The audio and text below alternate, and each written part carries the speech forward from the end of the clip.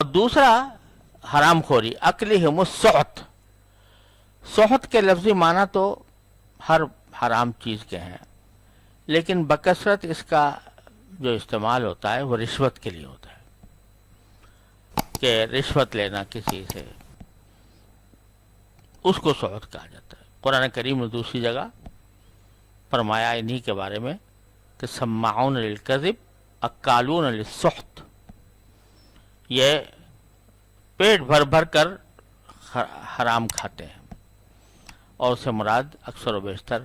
رشوت. تو اس کو خاص طور پر اس لیے ذکر فرمایا کہ رشوت ایک ایسی مصیبت ہے کہ ایک مرتبہ اگر یہ معاشرے میں پھیل جائے تو پورے معاشرے کو تباہ کر ڈالتی ہے. اس کے بعد نہ انصاف کرنے والا، نہ مظلوم کو انصاف ملتا ہے، اس لیے کہ انصاف کرنے والا رشوت لے کر بے انصافی کر لیتا ہے. کوئی اگر فرض کرو کہ مظلوم ہے، وہ کچھ پولیس کی مدد حاصل کرنا چاہتا ہے، نہیں کر سکتا، اس لیے کہ اسے پتا ہے کہ اگر میں پولیس کے پاس جاؤں گا تو وہ مجھ سے رشوت مانگے گی، اور اگر دوسرے نے میرے مقابل نے دشمن نے اس کو رشوت دے دی تو میرے خلاف کام کرنا شروع کر دے گی. تو جب ایک مرتبہ رشوت کا بازار گرم ہو جائے تو پھر معاشرے کی تباہی میں کوئی کسر نہیں رہتی. اس لیے خاص طور پر اللہ تبارک و تعالی نے گناہ کا الگ ذکر کیا، گناہ کے ساتھ عدوان یعنی ظلم، اور دوسرے حرام خوری کا الگ ذکر فرمایا کہ یہ لوگ، اور پھر فرمایا کہ یسارعون، کہ وہ اس میں لپک لپک کر آگے بڑھتے ہیں. تو یہ در حقیقت یہ فرمایا کہ جب کسی کوئی گناہ، یعنی ایک تو یہ ہے کہ اتفاقاً کوئی گناہ سرزد ہو گیا انسان سے تو اس میں معافی کی امید ہے، لیکن جب وہ گناہ کرتے کرتے کرتے کرتے انسان کی طبیعت میں داخل ہو گیا، سرشت میں داخل ہو گیا، تو اب وہ اس کے طرف لپک لپک کر آگے بڑھتا ہے، بڑے شوق سے آگے بڑھتا ہے. شروع میں جب آدمی کوئی گناہ کا کوئی کام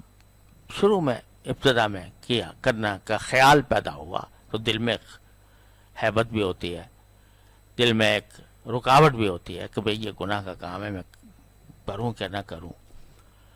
تو اس کا ایک خوف بھی ہوتا ہے، اس کے لیے طبیعت میں ایک استنکاف بھی پیدا ہوتا ہے کہ بھئی یہ کرنے جا رہا ہوں، پتہ نہیں اس کا انجام کیا ہوگا، رکاوٹ ہوتی ہے. لیکن جب ایک مرتبہ کر لیا، گناہ کا ارتکاب کر لیا، تو اب وہ جو ایک بند بنا ہوا تھا، وہ جو ایک خوف تھا، تو وہ خوف نکل گیا ایک مرتبہ. تو اب کہتا ہے بھئی یہ تو ہو گیا، لہذا اب اگر دوسری بار بھی کر لوں تو کیا ہے، وہ پھر دوسری بار بھی کر لیتا. شروع میں کچھ ندامت ہوتی رہتی ہے کہ بھئی کر تو لیا میں نے لیکن برا کیا، لیکن جب یہ کرتا ہی رہتا ہے تو پھر وہ ندامت بھی ختم ہو جاتی ہے، الیاذ باللہ.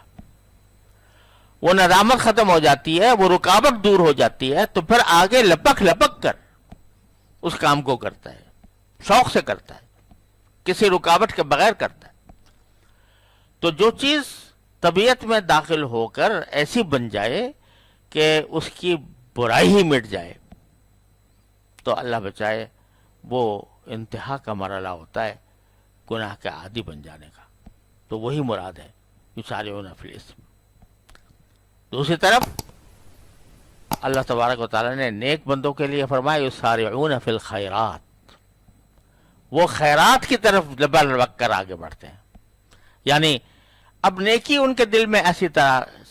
سرایت کر گئی ہے، طبیعت میں داخل ہو گئی ہے، رگ و پے میں سما گئی ہے کہ اب اگر کوئی نیکی کا موقع آتا ہے تو اس چاہے کتنی ہی اس میں مشقت نظر آ رہی ہو، لیکن وہ آگے بڑھ کر لپک کر اس نیکی کی طرف جاتے ہیں. تو اس سے یہ پتہ چل رہا ہے کہ ہر چاہے وہ گناہ ہو یا ثواب کا کام ہو، دونوں میں یہ خاصیت ہے کہ جب آدمی کرتا رہے تو گناہ کے گناہ ہونے کی الیاذ باللہ برائی دل سے نکل جاتی ہے، اور اس کی وجہ سے آدمی گناہ کا عادی بن جاتا ہے اور اس کے نتیجے میں گناہ اور کرتا ہے۔ اور نیکی کے اندر اگر شروع میں کوئی مشقت ہو رہی تھی اور نفس اس کے خلاف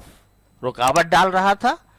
تو رفتہ رفتہ اس کام کو بار بار کرنے سے وہ رکاوٹ دور ہو جاتی ہے۔ اور اب ایسی بات آ جاتی ہے کہ جس چیز سے خواہشات نفس انسان کو روک رہی تھی، اب اللہ تبارک و تعالیٰ کے فضل و کرم سے اس کی طرف ایک شوق پیدا ہو جاتا ہے، رغبت پیدا ہو جاتی ہے، تو یسارعون فی الخیرات بن جاتا ہے آدمی کہ وہ ایک دوسرے سے آگے بڑھ کر لپک کر اس کو آپ کو کرتا ہے۔ تو سبق یہ مل رہا ہے کہ اول تو گناہ کے قریب مت جاؤ۔ بعض اوقات انسان یہ سوچتا ہے کہ یہ جو میں گناہ کی بار بار خواہش ہو رہی ہے، بار بار دل میں چل رہا ہے، ایک مرتبہ کر گزروں پھر توبہ کر لوں گا، ایک مرتبہ کر گزروں پھر توبہ کر لوں گا۔ تو یہ جو نفس مجھ پر بار بار زور ڈالتا ہے، اس کا ایک مرتبہ اس کا پیٹ بھر دوں، پھر گناہ سے توبہ کر کے چھوٹ جاؤں گا، اور دل میں یہ حسرت نہیں رہے گی کہ میں نے یہ گناہ نہیں کیا۔ یہ شیطان کا صبر سے بڑا دھوکہ ہے، بہت زبردست دھوکہ ہے۔ کیونکہ ہوتا یہ ہے کہ اگر ایک گناہ جو ابھی تک کیا نہیں تھا، صرف نفس اور شیطان اس کی طرف آمادہ کر رہے تھے، ابھی تک کیا نہیں تھا، جب ایک مرتبہ اس پر جرأت ہو جاتی ہے اور آدمی کر گزرتا ہے، تو وہ پیاس جو گناہ کی پیاس تھی وہ گھٹتی نہیں ہے، بڑھتی ہے، وہ انسان کو اور آگے لے جاتی ہے۔ یہ جو دھوکہ ہے نا شیطان کا کہ ایک مرتبہ حسرت پوری ہو جائے گی تو میں مطمئن ہو جاؤں گا، وہ کبھی مطمئن نہیں ہوتا۔ اس کے نتیجے میں وہ اور گناہ کی طرف مزید پیاس بڑھتی ہے، بلکہ جرأت بڑھ جاتی ہے کہ پہلے تو ایک رکاوٹ تھی، اب وہ رکاوٹ بھی ٹوٹ گئی، تو اس لیے وہ آدمی گناہ میں بڑھتا چلا جاتا ہے۔